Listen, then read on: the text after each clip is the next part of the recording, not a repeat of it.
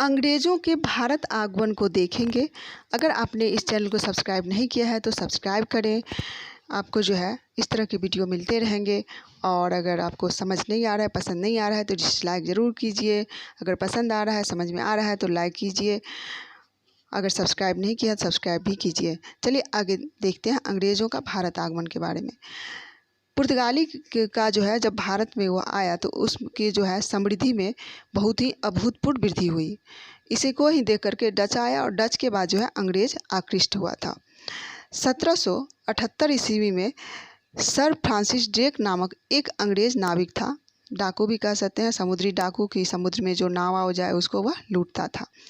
तो वह लिस्बन में पुर्तगाली का जहाज़ जा रहा था, तो उसमें जो है उसने लूटा। तो इससे जो है इसको अंग्रेज़ों को जो है पहली बार मानचित्र और समुद्री मार्ग का भी पता चला। धन तो मिला ही, साथ में उसे मानचित्र भी लग गया हाथ में। 1588 ईस्वी में इंग्लैंड ने स्पेन के अरमडा नामक जहाजी बेड़े पर विजय प्राप्त कर ली।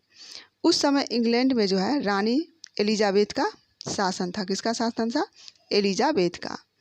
और जब अंग्रेज़ अरमडा पर विजय प्राप्त कर लिया तो उसे राष्ट्रीय संकट का जो है अंत लगा और उसने कुछ चैन की सांस ली और लगा अब कुछ वाणिज्य व्यापार के लिए कुछ करना चाहिए। तो उसने पहले तो जो है ड्रेक देख ही चुका था मानचित्र और उसने एलिजाबेथ के सामने प्रस्तुत किया कि इस प्रकार से मार्ग है। तो इस व्यापार को प्रोत्साहन देने के लिए पूर्वी द्वीप समूह से व्यापार करने के लिए 1600 ईस्वी में लंदन के कुछ जो सौदागर था वह मिल करके एक कंपनी स्थापित की जिसका नाम था east India company. East India company कब हुआ? 1600 ईस्वी में। महारानी एलिजाबेथ ने इस कंपनी को पूर्वी देशों के साथ व्यापार करने के लिए आज्ञा पत्र भी दिया। इससे प्रेरित होकर 1608 ईस्वी में जो पहला अंग्रेजी जहाज़ हेक्टर सूरत पहुंचा। कहाँ पर पहुंचा था? सूरत में पहुंचा था। कौन सा जहाज़ था? जहाज़ का क्या नाम था? हेक्टर। कब पहुंचा था? 1608 ईस्वी में। और उस जहाज़ का जो कप्तान था वह कौन था? हॉकिंस। अपने साथ ब्रिटेन के राजा का जो है एक पत्र भी लाया था और वह बेचारा सहमते हुए मुग़ल दरबार जहांगीर के पास पहुंचा। कप्तान हॉकिंस जिस समय जहांगीर के समय पहुंचा उस समय कोई सोच भी नहीं सकता था कि यह सहमा हुआ बंदा एक दिन भारत पर राज करेगा। और 6 फरवरी 1613 ईस्वी को एक शाही फरमान द्वारा अंग्रेज़ों को व्यापार करने और सूरत में एक फैक्ट्री खोलने की अनुमति दे दी गई और मुग़ल दरबार में ब्रिटेन का राजदूत रखने का भी इजाज़त मिला। किंतु हुआ क्या? पुर्तगाली तो पहले से ही था और वह यहाँ पर व्यापार कर रहा था। उसे यह कैसे पसंद आता? इस फरमान को उसने रद्द करवा दिया। फिर क्या हुआ? 1615 ईस्वी में सर टॉमस रो नाम का एक अंग्रेज़ जो है इंग्लैंड के राजा जेम्स प्रथम का राजदूत बनकर कहाँ आया? फिर से जहांगीर के दरबार में आया। वह हॉकिंस की अपेक्षा जो है अधिक धूर्त भी था, व्यवहार कुशल और बुद्धिमान था। उसने अपनी बुद्धिमानी और राजनीतिक पटुता के बल पर जो है जहांगीर से कोठियाँ खोलने की आज्ञा प्राप्त कर ली, अनुमति ले ली। सूरत जो था वह अंग्रेजी व्यापार का केंद्र बन गया। 1631 ईस्वी में अंग्रेज़ों ने मछलीपट्टनम में कोठी खोली। 1633 ईस्वी में बालासोर में और हरिहरपुर में कोठियाँ भी खोल दिया। 1640 ईस्वी में अंग्रेज़ों ने चंद्रगिरी के राजा से मद्रास को खरीदा और वहाँ पर सेंट जॉर्ज नामक दुर्ग स्थापित किया। कहाँ पर? मद्रास में सेंट जॉर्ज नामक दुर्ग को स्थापित किया।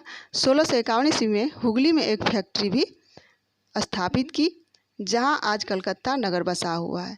इसके बाद जो है उसने कासिम बाजार और पटना में भी कोठियां बनाई। 1658 ईस्वी में बंगाल, बिहार और उड़ीसा की कोठियां सेंट जॉर्ज के अधीन कर दी।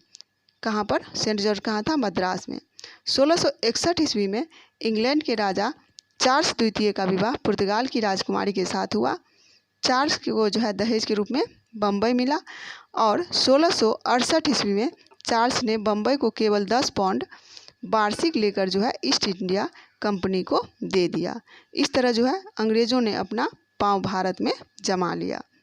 जहांगीर, शाहजहां और औरंगजेब ने शाही फरमान लिया अंग्रेज़ और अपना जो है व्यापारिक कोठियों को अधिक से अधिक रियायत उसको मिला और उसने स्थापना किया। बंगाल में और दक्षिण में अंग्रेज़ों की कोठियों की संख्या बढ़ती गई, पर अंग्रेज़ों ने व्यापारिक सुविधा का जो है अपना दुरुपयोग करना शुरू किया। इस बात की शिकायत औरंगज़ेब को जब पहुंची तब उसने क्या किया, अंग्रेज़ों की कोठियों को जब्त करने लगा और उसे देश से निकालने के लिए आदेश दिया। सूरत, कासिम बाज़ार और विजयपट्टनम की में जो अंग्रेज़ों की फैक्ट्रियाँ थी उसको उसने छीन लिया। किसने? औरंगज़ेब ने। अंग्रेज़ बड़े चालाक थे। उन्होंने क्या किया, औरंगज़ेब से अन्य विनय किया और माफ़ी मांगी और उसके बाद जो है सारी व्यापारिक सुविधाएं फिर से ले लिया और औरंगज़ेब ने उसे लौटा भी दिया। उसके बाद क्या हुआ, 1698 ईस्वी में एक प्रतिद्वंदी कंपनी की स्थापना हुई। भारत के व्यापार पर एकाधिकार स्थापित करने के लिए दोनों कंपनियां आपस में लड़ने लगी। यह झगड़ा जो है 10 वर्षों तक चला। अंत में दोनों में समझौता हो गया और 1708 ईस्वी में दोनों कंपनियां मिलकर एक हो गई। इस प्रकार से जिस नई कंपनी का जन्म हुआ उसका नाम था United east India company.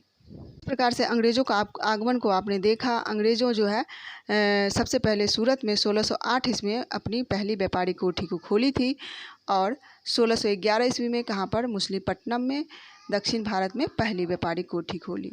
Calcutta में जो है जॉर्ज चरनॉक ने कलकत्ता शहर की नींव रखी। 1640 ईस्वी में मद्रास में फोर्ट सेंट जॉर्ज का निर्माण हुआ और 1661 ईस्वी में ब्रिटिश सम्राट चार्ल्स द्वितीय को जो है पुर्तगाली राजकुमारी कैथरीन से विवाह करने पर जो है बम्बई दहेज में मिला और उसने 10 पाउंड, मात्र 10 पाउंड में चार्ल्स द्वितीय ने अंग्रेज़ों को दे दिया।